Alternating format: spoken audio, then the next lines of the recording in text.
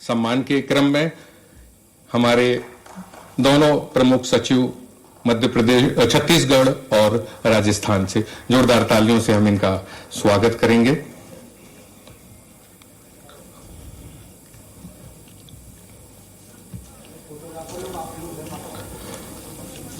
अब मैं आमंत्रित कर रहा हूं एक ऐसे वरिष्ठ और अनुभवी मंत्री, जनप्रतिनिधि जी को, जिनका राजनीतिक जीवन संगठन, प्रशासन और जनसेवा का एक सशक्त उदाहरण रहा है, जिनकी कार्यशैली और नेतृत्व क्षमता सदैव मार्गदर्शक की भूमिका निभाती रही है।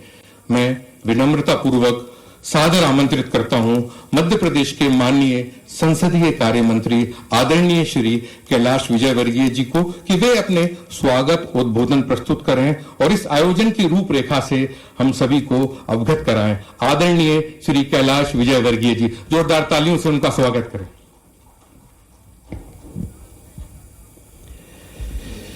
धन्यवाद संचालक महोदय, बड़ा अच्छा संचालन कर रहे हैं, जरा तालियां बजा दीजिए इनके लिए भी। इस गरिमामय समारोह के जिनकी उपस्थिति से कार्यक्रम की गरिमा और ज्यादा बढ़ी है, प्रदेश के यशस्वी मुख्यमंत्री डॉक्टर मोहन यादव जी, जरा तालियां बजाकर स्वागत करें। युवाओं को मुख्य धारा की राजनीति में आने का मौका मिलेगा, क्योंकि एक मिसाल हम कह सकते हैं कि रविंद्र सिंह भाटी छात्र राजनीति का ही चेहरा है, जिसकी वजह से आज आप विधायक बने। बिल्कुल, छात्र राजनीति के माध्यम से यहाँ तक पहुंचे और छात्र संघ राजनीति और छात्र संघ चुनाव जो है वो बहुत ज्यादा जरूरी है। बिल्कुल, यहाँ पे महिला विधायकों के साथ और भी युवा विधायक हमारे साथ मौजूद हैं, जिनसे हम चर्चा करेंगे। और यहाँ पे छत्तीसगढ़ के जो विधायक हैं युवा, उनसे हम चर्चा करेंगे। आप आज मध्य प्रदेश पहुंचे हैं, सत्र में अलग अलग सेशन होंगे, क्या बात आप रखते हुए नजर आएंगे? क्योंकि युवा विधायकों को कहीं ना कहीं ये पाठ पढ़ाया जाएगा कि कैसे आम जनता के बीच आप लोगों को पहुंचना है, उनसे चर्चा करनी है।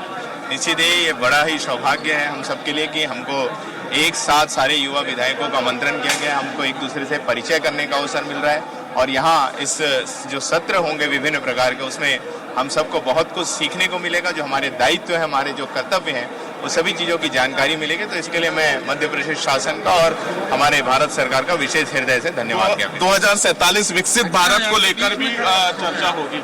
निश्चित ही ये तो बहुत बड़ी खुशी की बात है, क्योंकि हमारे यशस्वी प्रधानमंत्री नरेंद्र मोदी जी का जो विजन है 2047, उस पर जो चर्चा होगी, और निश्चित ही युवाओं की विशेष सहभागिता है, विवेक, विशेष जिम्मेदारी है, तो उसके कहीं ना कहीं हमको अपने कर्तव्यों की जानकारी मिलेगी और हम जरूर मेहनत करके विकसित भारत में अपनी अपनी जिम्मेदारी की को निष्ठा से निभाने का प्रयास करेंगे। बिल्कुल, यहाँ पे जयवर्धन सिंह भी हैं, जो कि दिग्विजय सिंह के बेटे हैं। भाई साहब, क्योंकि जब पहला चुनाव आपने लड़ा, सबसे पहले दिग्विजय सिंह ने कहा कि आप पहले पूरे क्षेत्र का भ्रमण कीजिए, और आज 2 दिवसीय जो ट्रेनिंग सत्र रखा है युवा विधायकों का, किस प्रकार से आप अपनी बात रखेंगे और जो वरिष्ठ नेता हैं उनके उद्बोधन को भी सुनेंगे, वो जो आपके सामने विचार रखेंगे?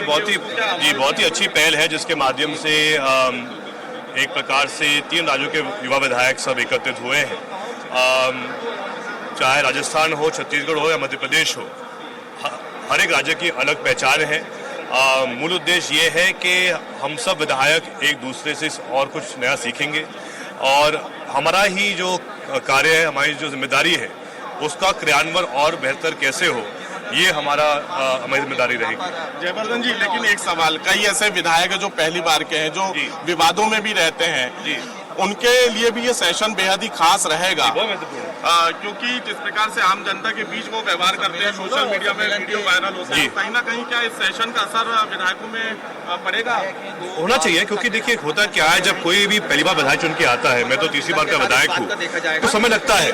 पूरी जो एक प्रकार से जो कार्यप्रणाली होती है और जो परंपरा विधानसभा की होती है, उसको समझना, उसका पालन करना एक अहम रहता है। और उसके साथ साथ हम ये ना भूलें कि विधायक का काम 24 घंटे का होता है, तो हमारा व्यवहार, हमारा किस प्रकार से कार्यप्रणाली है, उस पर हमें विशेष ध्यान देना चाहिए। बिल्कुल, ये सत्र बेहद ही महत्वपूर्ण रहेगा, क्योंकि मध्य प्रदेश, छत्तीसगढ़ और राजस्थान के तकरीबन 55 से अधिक विधायक इस सेशन सत्र में शामिल होंगे और भी हम विधायकों से चर्चा करेंगे। उज्जैन के हमारे साथ विधायक हैं महेश परमार जी। लगातार आप क्षेत्रीय मुद्दों को उठाते रहे, हालांकि आप तो अब ये नहीं कहेंगे कि युवा इसके पहले भी विधायक रह चुके हैं, लेकिन हम देखते हैं कि जो युवा विधायक है कहीं ना कहीं अक्सर वो विवादों में भी रहते हैं और सुर्खियों में भी रहते हैं। तो क्या ये सेशन उनको ये सीख देगा कि कैसे आम जनता के बीच रहकर उनका जो व्यवहार है वो कहीं ना कहीं ऐसा रहे कि आम जनता से तालमेल खा सके? निश्चित रूप से मैं दूसरी बार का विधायक हूँ, मेरा तालमेल और जनता के आशीर्वाद से हम बने, तो हम विवादों में नहीं रहते। हम अन्याय अत्याचार बर्दाश्त नहीं कर सकते, सहन नहीं कर सकते, इसलिए हमारी लड़ाई है। तो निश्चित रूप से हम लोकतांत्रिक तरीके से जनता के द्वारा चुने और जनता को न्याय कैसे मिले उनके आशीर्वाद से सब आए, तो इस तरह के आयोजन से कहीं न कहीं लाभ जनता को मिलना है, तो अच्छी बात है। अब इसमें क्या निर्णय होते हैं, लगातार आपने देखा विपक्ष की आवाज को दबाने का काम सत्ता पक्ष के लोग करते हैं, तो इस तरह के आयोजन से अगर नई पहले नई शुरुआत है, जनता को न्याय मिलेगा तो अच्छी बात है। हम इसका स्वीकार। सदन में हमने आपको सुना, अक्सर आप उज्जैन और बाबा महाकाल की नगरी, क्योंकि महाकाल मंदिर को लेके सवाल जवाब खड़े करते हैं। क्या इस सत्र में सेमिनार आयोजन जब किया जाएगा तो आप विधायकों को इस बात की ट्रेनिंग देंगे या उनसे चर्चा करेंगे कि कैसे सदन में उनको पहुंचना चाहिए और किस तरह के मुद्दे उनको उठाना चाहिए? निश्चित रूप से पहले जनहित के मुद्दे में उठाना चाहिए। बाबा महाकाल की बात करें तो उनकी कृपा से हम सब यहाँ हैं, पूरे विश्व के श्रद्धालु आते हैं, पूरे देश के लोग आते हैं, तो उनको सुलभ सुविधा, सुरक्षा, अच्छे से दर्शन हो, इन सब व्यवस्थाओं को लेकर हम विपक्ष के लोग यही दिखाना चाहते हैं कि सकारात्मकता के साथ पक्ष के लोग उसको गलत तरीके से लेते हैं, तो हमारा यही रहता है कि उनको कम से कम जो चीजें उनसे छूट गई उनको दिखाए और सुधार हो, यही हमारी मांग है। युवा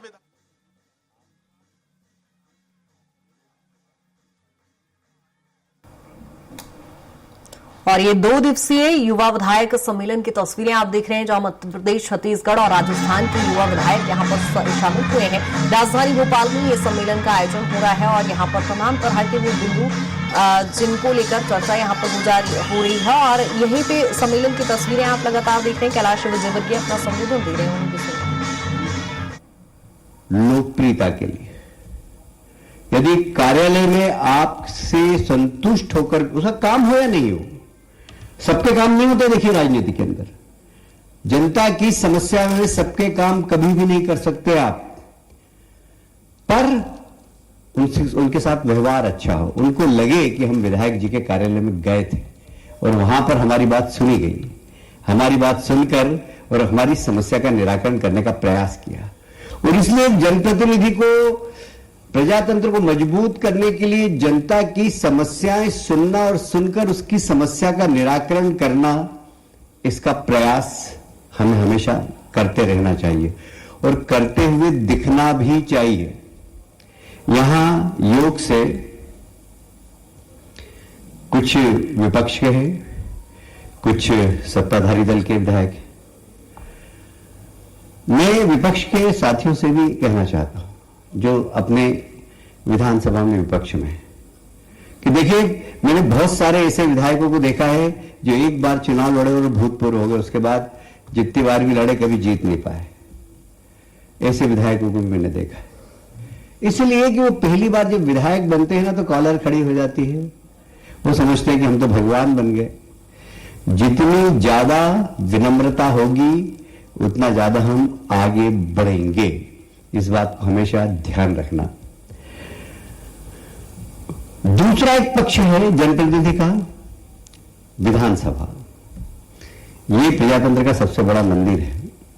यदि आप सत्ता पक्ष में हैं तो प्रश्न, ध्यान आकर्षण लगा सकते हैं,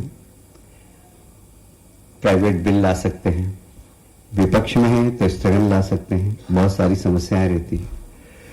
सिर्फ हंगामा करने के लिए नहीं तो मैं लगभग 40 साल का अनुभव हो गया मुझे विधानसभा के अंदर, और इस 40 वर्षों में मैंने देखा है कि क्या अच्छा छपता है वैसा हमको करना चाहिए। जो छपास के चक्कर में संसदीय मर्यादाओं को भूलकर विधानसभा में अगर व्यवहार करता है वो लंबी रेस का घोड़ा कभी नहीं बन सकता। लंबी रेस के घोड़े बनने के लिए छपास का ध्यान नहीं रखना। आप जानते हैं कि आपके प्रत्येक बोला गया शब्द नोटिंग होता है। आजकल तो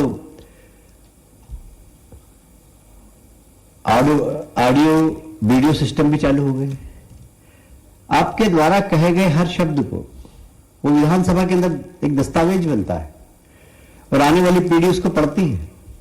जब हम पहली बार विधायक बनने के बाद हमने स्वर्गीय वीरेंद्र कुमार सकलेचा जी हमारे मुख्यमंत्री थे, उन्होंने कहा कि अच्छे अगर पार्लियामेंट्रियन बनना है लाइब्रेरी में जाइए और पुराने अच्छे उन्होंने नाम दिए कुछ लोगों के, स्वर्गीय अर्जुन सिंह जी का, स्वर्गीय सुंदरलाल जी पटवा का, वीरेंद्र कुमार जी सकलेचा खुद थे। वो ये लोग अच्छे पार्लियामेंट्रियन थे। इनके भाषण जाके सुनो, पढ़ो, इनकी बहस देखो, इनसे सीखने की बात है। और हमने घंटों हम लाइब्रेरी में बैठकर नरेंद्र सिंह जी, शिवराज जी, हम लोग बैठ के पढ़ते थे, सीखते थे। तब जाकर कहीं हमें विधानसभा में बोलने का अधिकार प्राप्त हुआ है। इसलिए इस लोकतंत्र के सबसे बड़े प्रदेश के मंदिर में हमारी भूमिका सकारात्मक होना चाहिए, चाहे हम विपक्ष में हो चाहे पक्ष में हो। सकारात्मक भूमिका बहुत ज्यादा जरूरी है। और इसलिए मित्रों, आप सब अभी अंडर 45 है, आपको बहुत दूर तक जाना है।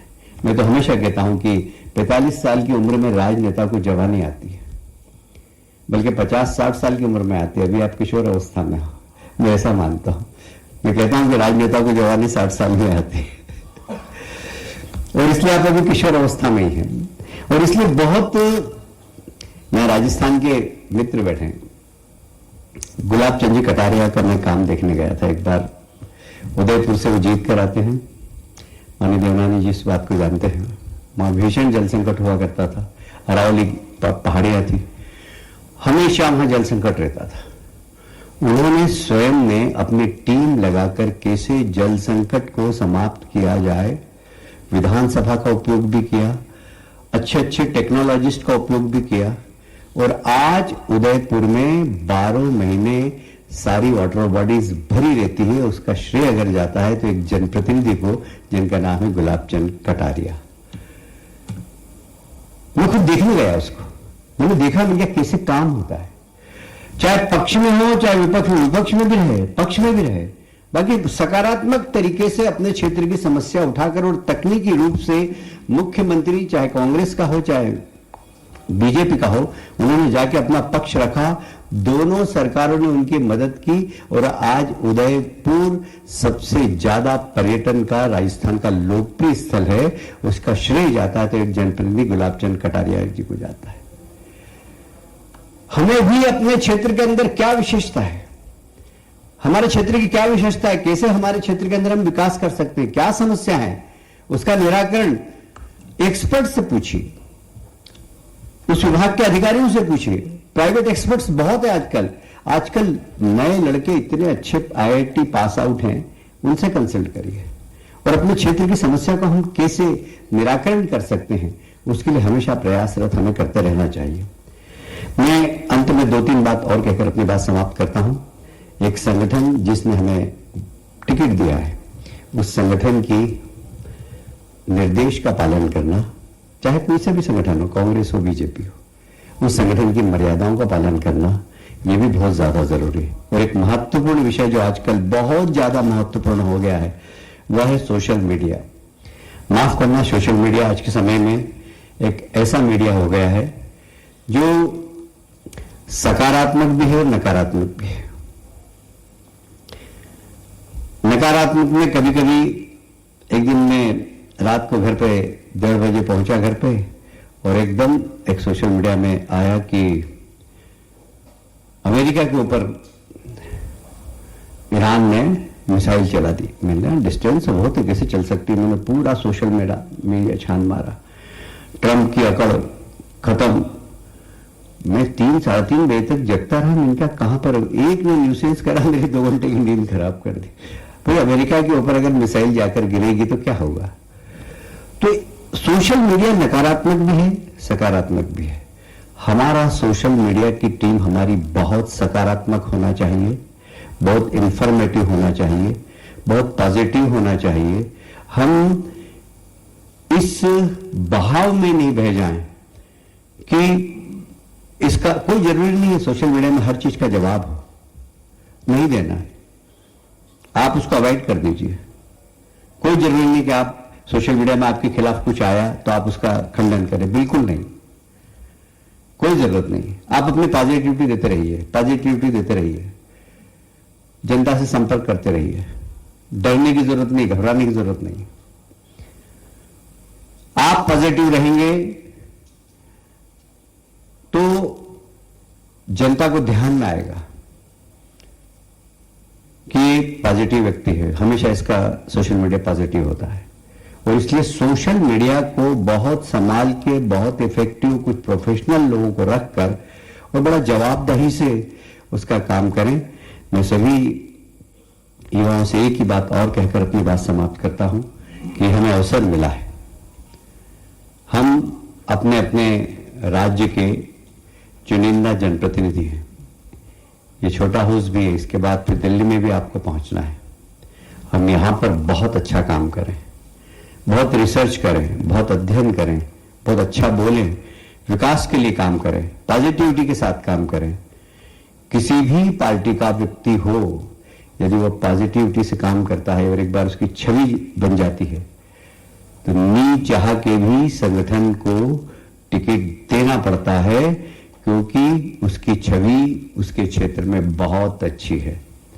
हम इतना काम करें, इतने अच्छी तरीके से काम करें कि पार्टी की भी आवश्यक मजबूरी बन जाए। पार्टी के नेता ये चाहे कि यार इसका टिकट काटना है, पर उन्हें घबराहट है इस बात की कि इनका टिकट काटने के बाद ऐसा नहीं हो कि हम इनकी सीट तो हारें, बाकी 2-4 और सीट लूज कर जाएं, इसको तो टिकट दो भाई। मैंने ऐसे जनप्रतिनिधि देखे हैं और इसलिए मित्रों, यह अवसर आपको मिला है और इसके माध्यम से आप कैसे जनता की सेवा कर सकते हैं, कैसे लोकतंत्र को मजबूत कर सकते हैं, कैसे दुनिया के अंदर जो भारत का नाम है, एक मजबूत लोकतंत्र वाला देश, उसमें हमारी अहम भूमिका अदा कर सकते हैं। इस दिशा में सोचते रहिए, चलते रहिए, काम करते रहिए। ईश्वर आपको शक्ति दे। बहुत बहुत धन्यवाद। भारत माता की जय। बहुत बहुत धन्यवाद आदरणीय मंत्री महोदय।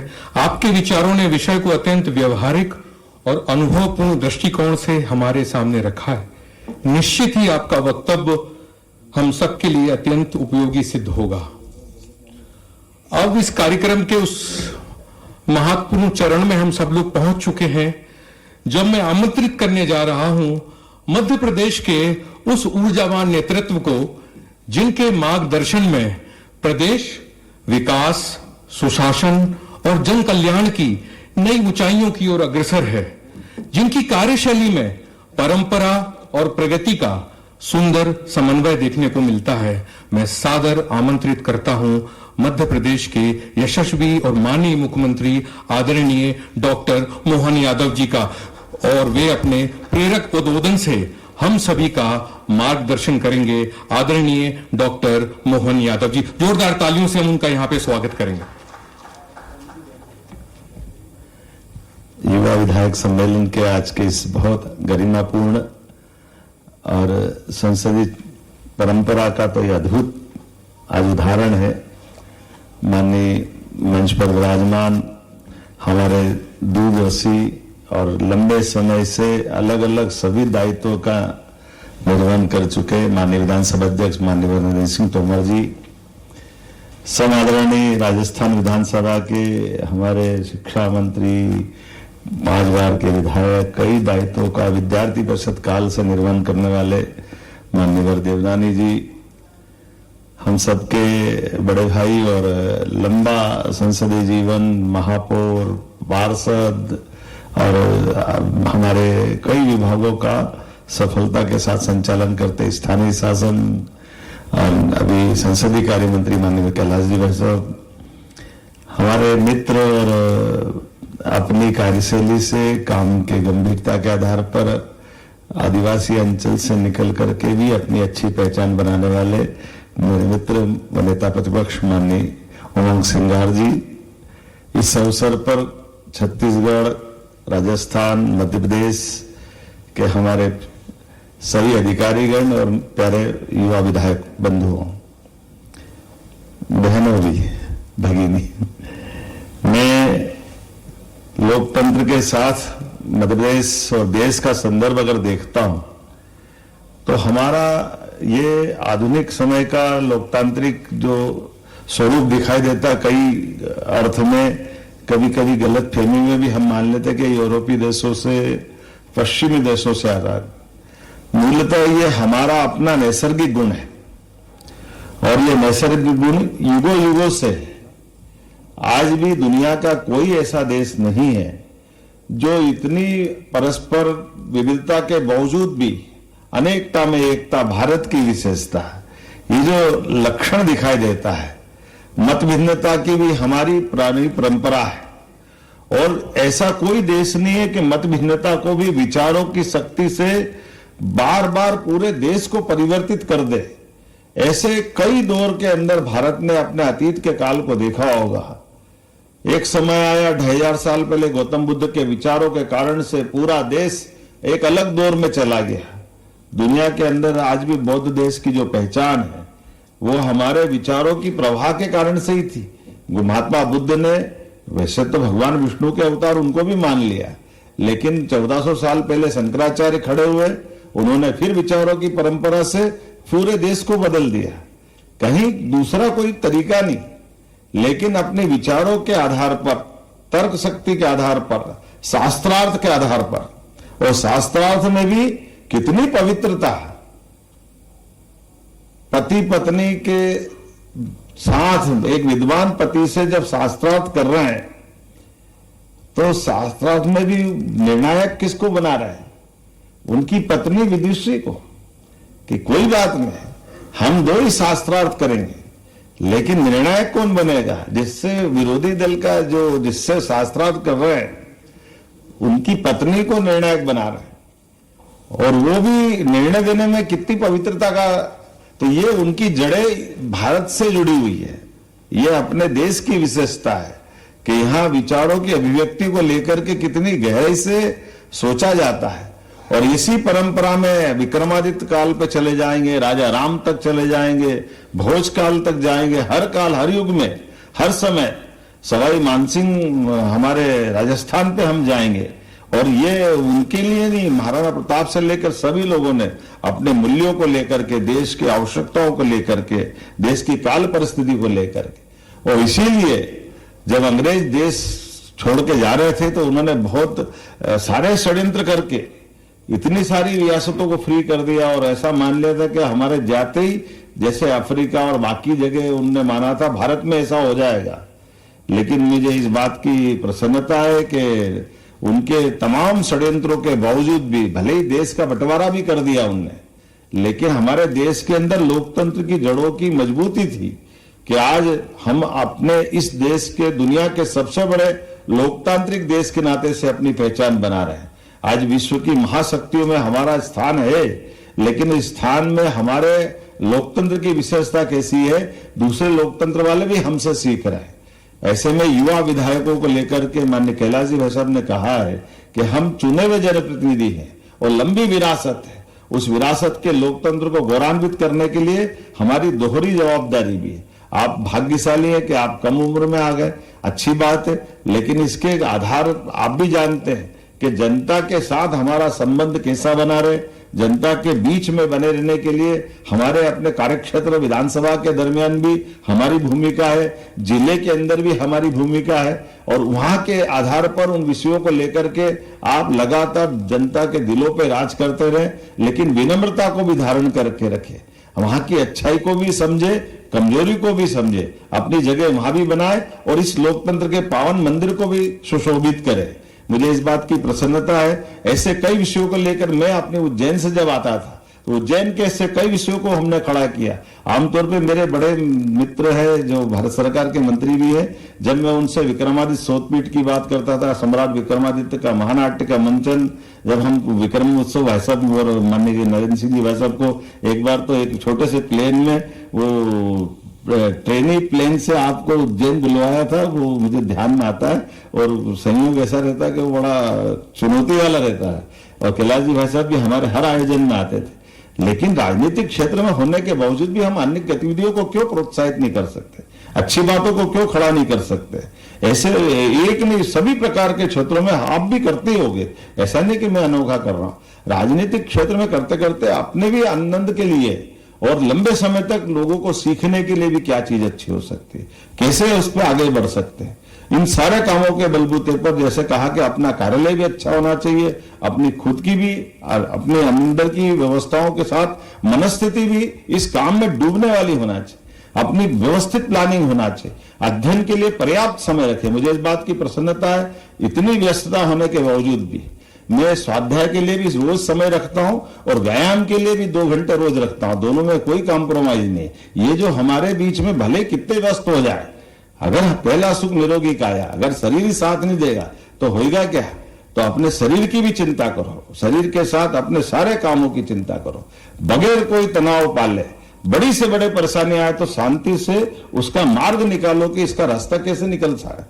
हर परेशानी के बाद परेशानी तो होगी, लेकिन परेशानी से ज्यादा पोजीशन इस बात की, अपने लिए अपेक्षा इस बात की रहती है आप उसके बाद में आपकी एक्शन क्या हो रही, आप उस गंभीरता के साथ उस पर आप किस तरह से उसका समाधान खोज रहे हैं, जो आपके लिए भी, समाज के लिए भी, परिस्थिति के लिए भी समीचीन होना चाहिए, वो अनुकूल होना चाहिए। मैं उम्मीद करता हूं कि ये संसदीय जीवन के साथ जब आप अपन इस मुकाम पे आते हैं तो पक्ष में हो विपक्ष में, मुझे इस बात की मैं प्रतिपक्ष नेता के माध्यम से कांग्रेस के मित्रों को भी धन्यवाद दूंगा।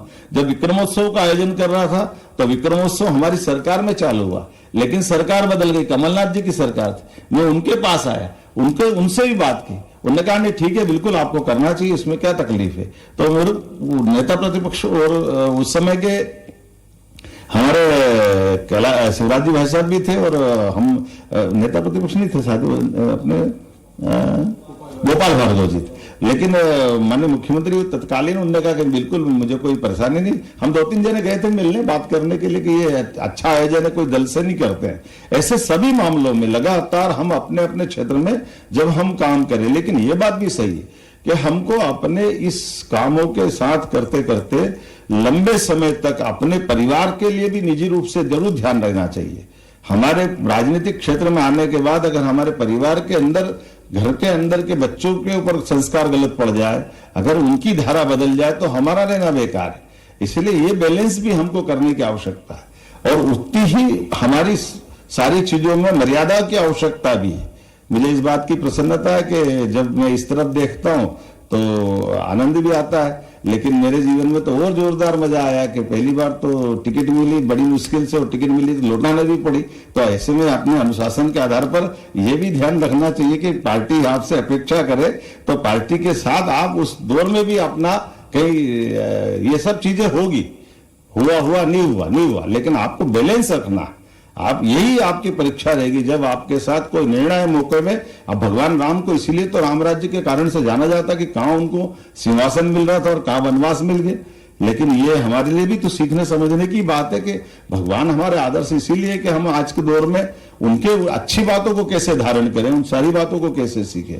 मैं लोकतंत्र के 2 उदाहरण आपको देना चाहूंगा कि हम एक विक्रमादित्य का नाम जानते हैं। विक्रमादित्य के बाद उनने गणतंत्र की स्थापना की, इतना बड़ा साम्राज्य बनाया, लेकिन अपने बच्चों को राजा नहीं बनाया।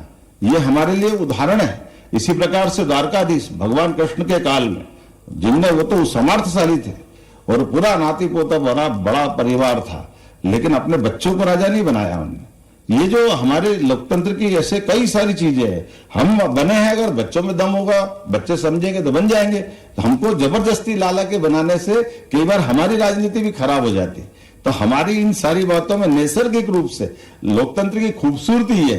और आज के दौर में तो और समसामयिक है। हम सब समझते हैं इस दौर में जब दुनिया हमारी तरफ देख रही, भारत को 2047 की तरफ बढ़ना है, अमृत काल की तरफ बढ़ना है। और ये बिल्कुल सही बात है कि 75 साल में अगल बगल के देशों में देखो तो अब लोकतंत्र बचा कहां है। आप पाकिस्तान, अफगानिस्तान, जहां भी आप देखोगे हो क्या रहा है। लेकिन ऐसे दुनिया के अंदर तक चले जाओ निकल करके, लेकिन अपने देश के अंदर ये विशेषता है कि पक्ष में हो विपक्ष में सरकारें ऐसी बदलती है, कोई फर्क ही नहीं पड़ता। इतना बड़ा देश है, लेकिन सरलता के साथ माननीय 14 की पहले सरकार की स्थिति, अटल जी की पहले सरकार, और अटल जी की सरकार तो मतलब उतने कम समय में 3 बार इस प्रकार से बदली, 1 वोट के कारण सरकार चली गई।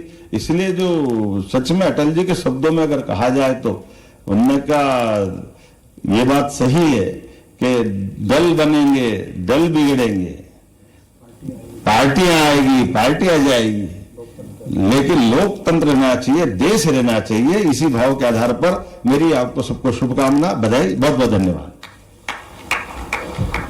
बहुत बहुत शुक्रिया माननीय मुख्यमंत्री महोदय जी। आपके विचारों ने इस सम्मेलन के उद्देश्य को एक नई स्पष्टता और ऊर्जा प्रदान की। निश्चित ही आपका मार्गदर्शन तीनों राज्यों के युवा विधायकों के लिए प्रेरणा और दिशा दोनों का कार्य करेगा। अब मैं आमंत्रित करने जा रहा हूं लोकतंत्र के उस महत्वपूर्ण स्तंभ को जो सदन में सशक्त विपक्ष की भूमिका निभाते हुए जनहित के मुद्दों को प्रभावी ढंग से प्रस्तुत करते हैं, जिनकी स्पष्टता, मुखरता और जन संवेदनशीलता लोकतांत्रिक परंपराओं को और सुदृढ़ बनाती है। मैं सादर आमंत्रित करता हूं मध्य प्रदेश विधानसभा के माननीय नेता प्रतिपक्ष आदरणीय श्री उमंग सिंघार जी को कि वे आएं और अपने विचार हम सबके सामने प्रस्तुत करें। आदरणीय श्री उमंग सिंघार जी।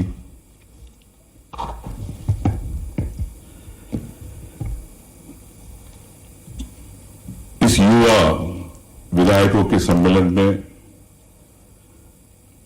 हमारे विधानसभा के सम्मानित अध्यक्ष तोमर साहब, राजस्थान के विधानसभा अध्यक्ष माननीय मुख्यमंत्री जी, माननीय संसदीय मंत्री जी और तीनों राज्य से पधारे युवा विधायक, आप सबका स्वागत। निश्चित तौर से जब हम विधायक बनते हैं तो एक सपना देखते हैं कि हम